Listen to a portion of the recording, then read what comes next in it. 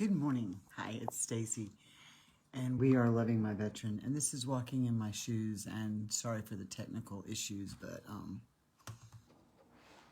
this morning Facebook wouldn't let me access the camera on the computer and keeps ending the video, so we'll see what happens with this one. Today we're going to talk about why they push us away. That seems to be one of the conversations that people want to ask about is why are they always pushing us away? So let me have some coffee here and we'll get started. Again.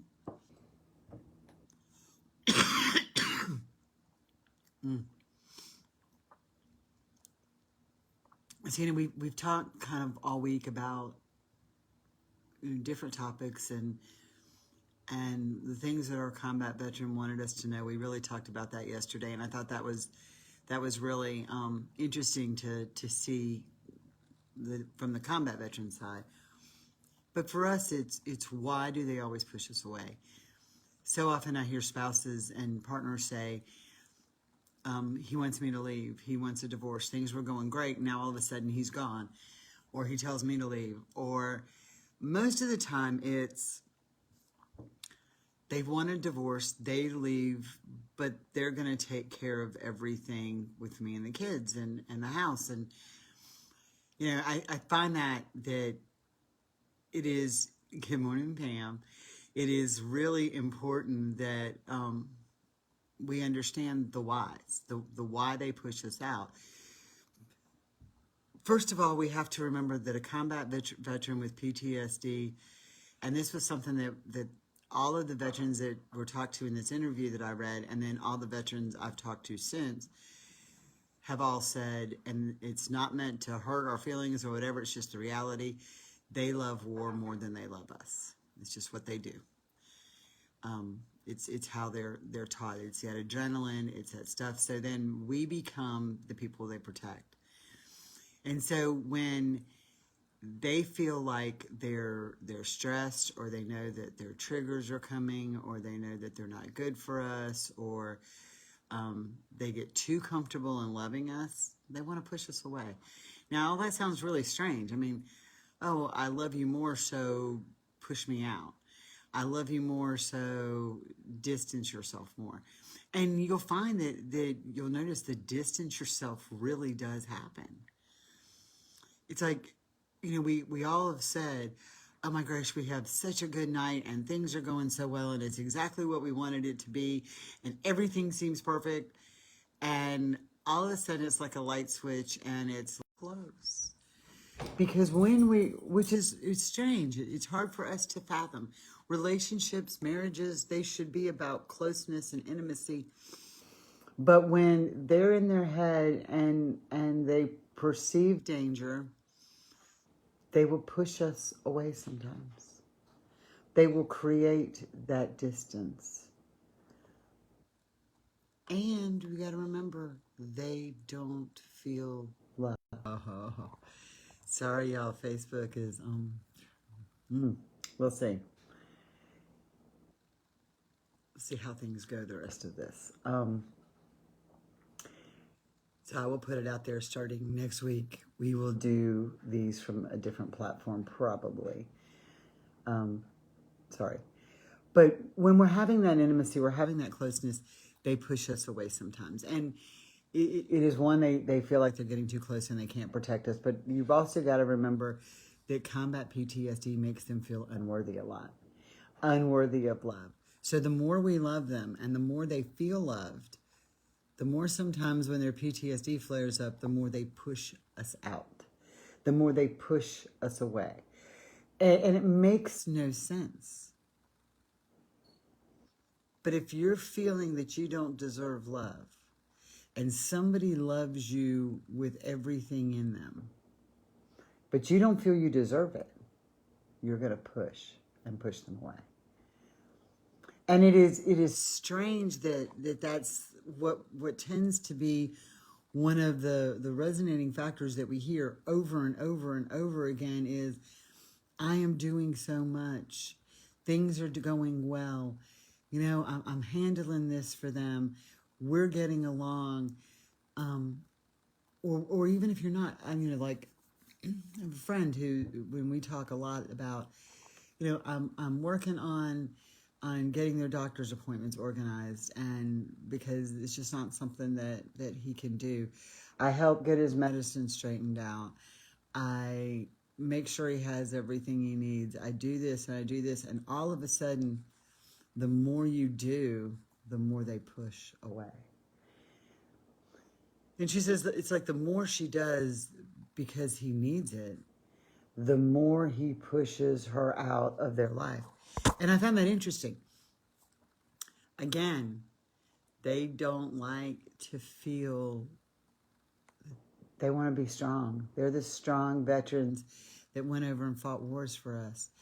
And now all of a sudden they get frustrated and they can't maneuver through the VA's paperwork. It's not that they're not smart. It's not that they're not intelligent.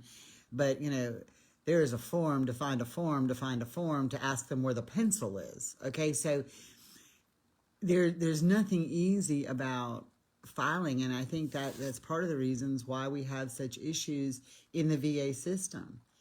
Again, I'm the biggest advocate for, you've got their service record sitting in front of you in their jacket. And you mean to tell me that the VA system can't open that up and look at the same thing?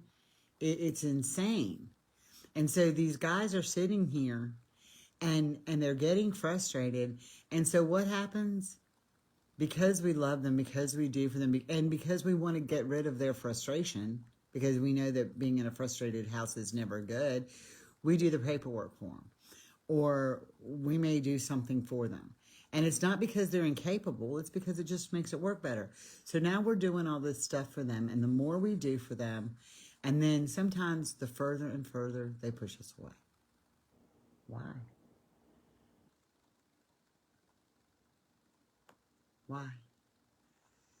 The resonating factor in these support groups are, I can't believe he came in and asked me for a divorce or told me he wanted a divorce. I do this and this and this and this and this for him. I do everything for him. And now he wants a divorce. So why is he pushing me away? There's some factors that we also have to think about. A lot of times we do stuff for them because we don't want the frustration that comes with them when things don't go exactly their way. So it tends to trigger the PTSD and the frustration and the stuff we don't want. So when we do that, and that's going on and on and on and on, and we do that for them, we also take away part of them. When you put the whole complex system together, and you put the whole system in place, they feel unworthy of love.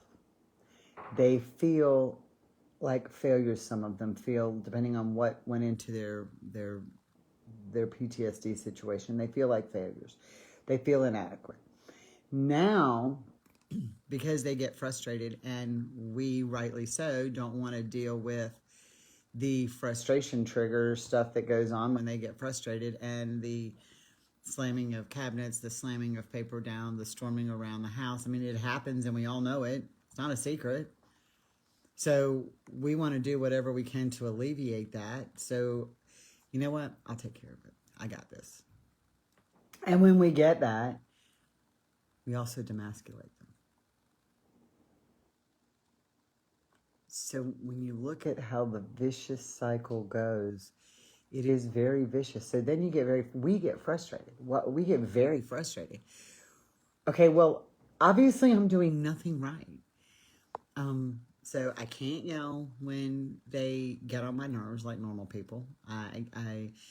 When they're doing 20 things that are driving me crazy, I can only pick one and talk to them about one.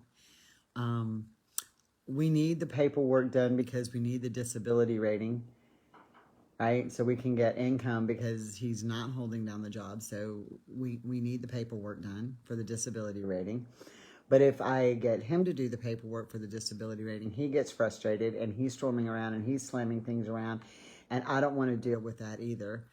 And he wants to be loved, and so I love him more, and I sit with him and I get close to him, and I do the things that we should do in a normal relationship, and because he feels too loved, he's going to push me away. It's a confusing, vicious cycle. And the key is finding balance. The key is understanding why their brain works the way it does. And I think every one of us has been in this situation where we don't get the why. We think things are going so well, that there's such this closeness, that we're doing the right thing. And all of a sudden, it turns. And for me, part of the other thing that I ask is, I just want to look across and I'm saying, are you ever truly happy? I don't know how many of the rest of you go through that with them. Do you ever feel like there's moments that they're truly relaxed or truly happy? I think that's hard to deal with sometimes. If you lived in a constant state of unhappiness, are you going to push away? Oh, I know he loves me. I know that there are moments I make him very happy. But there is so much with his PTSD and his thought process. And I hate using it that it's with his PTSD. It's with his thought process.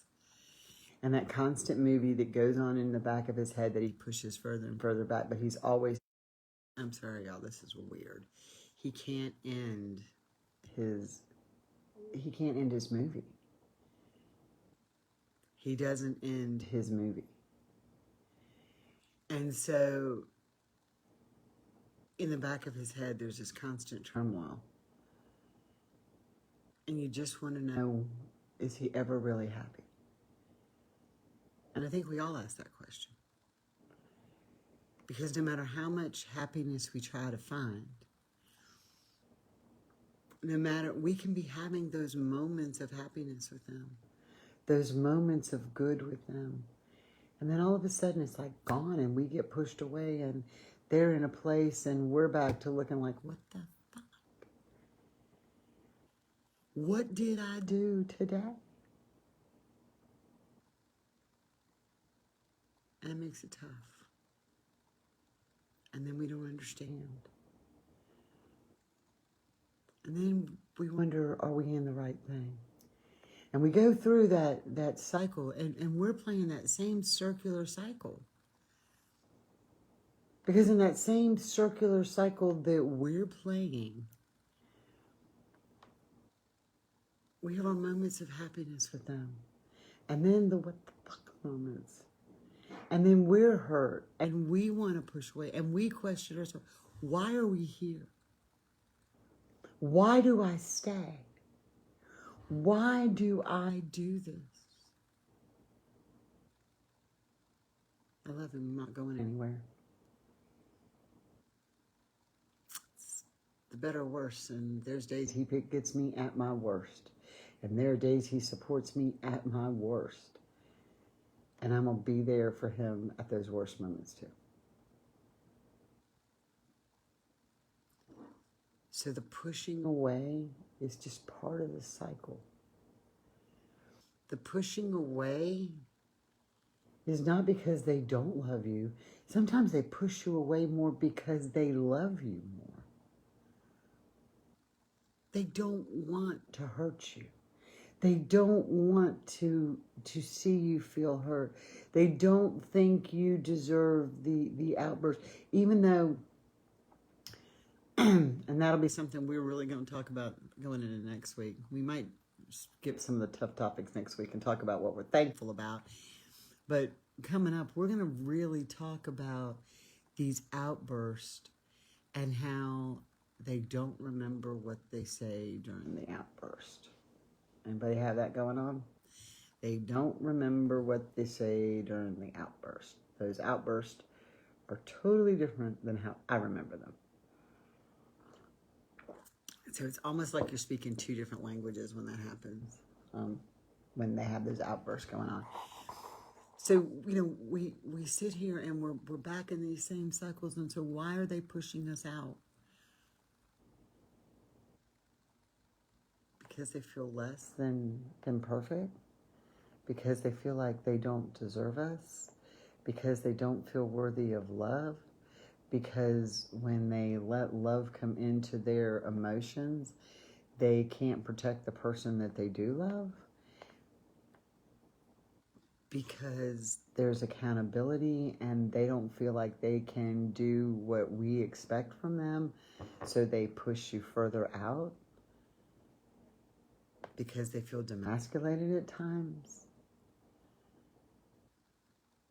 Those are all the reasons behind it. Most PTSD marriages don't end because of lack of love.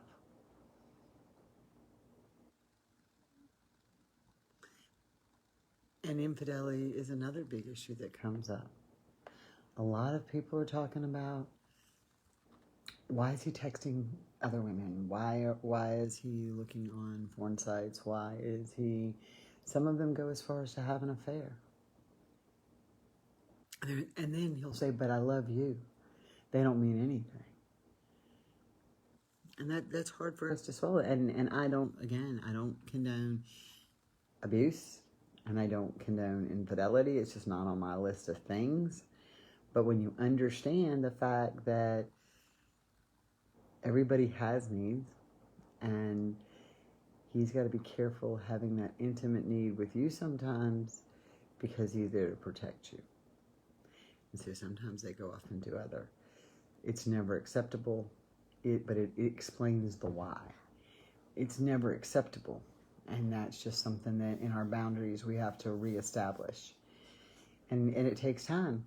When we've been in these relationships, sometimes a year, sometimes 11 years, sometimes 18 years, we've created, by allowing behavior, behavior is such a bad word, by getting into routines and allowing things and not having boundaries for so long. And now we decide, you know what?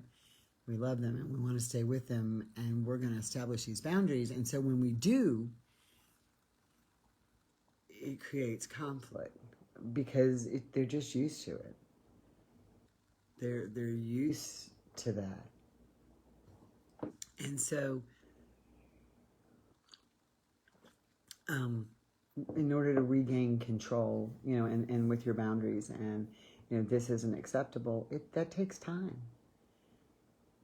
Yeah, when you go in and you dish out these ultimatums, you're going to do this, and this today, or we're done. So basically what they hear is, you have failed at this, and this, and I'm done. That's what happens in the ultimatums. And the ultimatums, especially when you list more than one, and you list multiples, they hear, I am a failure at this, and this, and I'm done.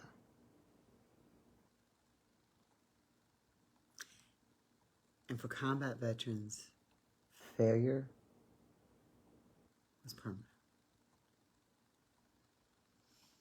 Carl's words to me are, failure is not an option. When I fail, people die. So when your approach becomes that ultimatum approach of, you're going to, this is going to change, I can't live with this, and this, you have basically said, you have failed on 3 occasions, or 4, depending on how long you make that list. And when you give them that ultimatum,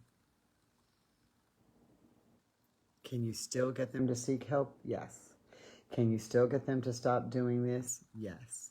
Can you still get them to go to counseling? Yes. In the way your approach changes, it becomes different. Early on, I said, And this is the only thing that I have found that has worked for us. The only thing I have found that works for us. We address one issue at a time. I make my list, and I have an ongoing list. And it's funny because things that were on my list before are not on my list after behavior change because we made changes. So you'll find that is quite interesting. You have your list of all your things that you drive you crazy, you like change, whatever. And so as one behavior, one approach changes, it doesn't just change that one, it changes multiple. So, remember I said that early on, that just what works for us doesn't mean it'll work for everybody, because I can't tell you that. And so the way I look at it is, people are like, but I want it fixed today. If you want it fixed today, it's not going to happen. I don't care what form you're using, it's not going to happen. So think about it as being in a sinking boat, right? So you're like in this little boat, John boat, rowboat, water boat, whatever, and it's taking on water, right? And so it's taking on water, and it's taking on water, and it's taking on water, and you've got about 3 inches of the boat that's still out of the water. And you know that if it continues to take on water, you're going to sink, right? So you have two choices. You can bail the water, just quantities of water, and just throw them over and over and back out. But if you don't fix the leak and where it's coming from, the boat's still going to fill up with water. So if you fix the crack first, it's not taking on as much water. And then you can start to bail the rest of it out. And that's what I use that analogy when it comes to what is the one thing that absolutely has to be changed today? What is the one thing that you are not willing to live with anymore? Address them one-on-one, one issue at a time. Usually, the approach that works best for me is, what do I do that triggers you? What change can I make? Okay, so now he's acknowledging that it's two-sided. You automatically set yourself up that it's a two-sided thing, that both of us are not perfect. Although in my mind, I'm very perfect at times. I'm just saying. But you set yourself up to that mindset, right? That, okay, here's the way it is.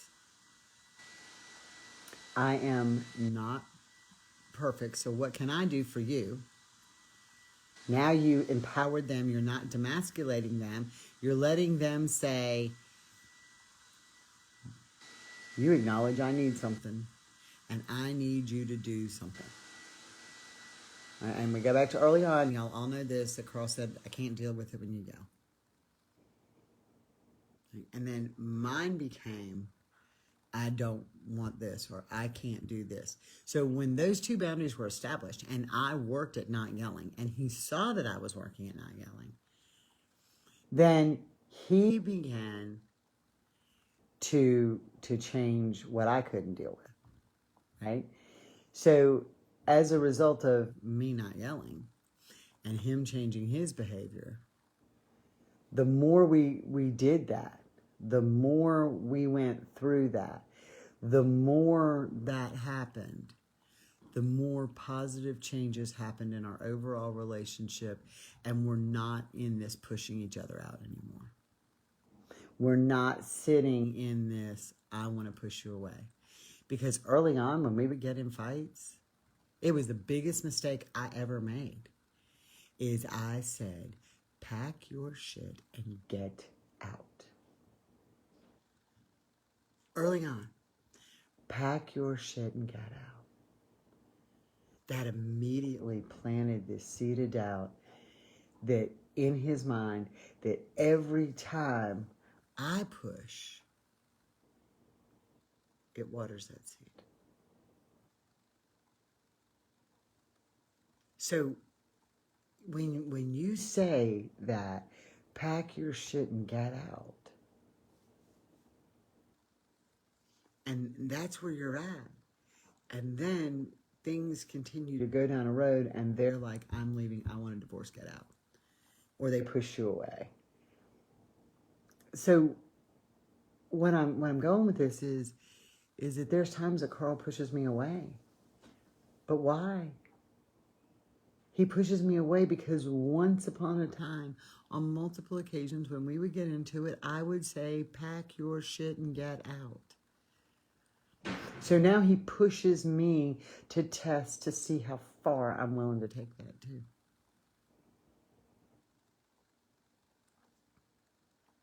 He's not going anywhere. Neither one of us are going anywhere. That's our commitment. We're not leaving. But he distances himself sometimes and pushes me further away. He distances himself because he knows what's going on in his head is not good. And that if I say the wrong thing and we're in the room together and something triggers, it's not going to be a good situation. So sometimes that happens. So think about that's the whys they push you away. I'm going to go finish my coffee. I'm visiting my mama. We're having an early Thanksgiving, and my youngest son's on his way. Youngest son in his 30s. And so we're going to have a little time and make some cookies, my favorite cookies ever, with my mom. And get a lot of other stuff done. But that's why they push you away sometimes. Just think about the cycle and learning. I think the more we learn about how PTSD works, the more we understand where that cycle is and how we can break that cycle, how we can help understand their cycle. So y'all have a blessed day. I'm Stacy. This has been Walking in My Shoes, and we are loving my veteran. There is a ton going on again. I will get the Facebook pages and stuff updated. And unfortunately, if seeing how things go, we may really move the lives to another platform, and I hate it because I love y'all the way it is where you can just pop on, but you know, it's politics at its best. Y'all have a great day.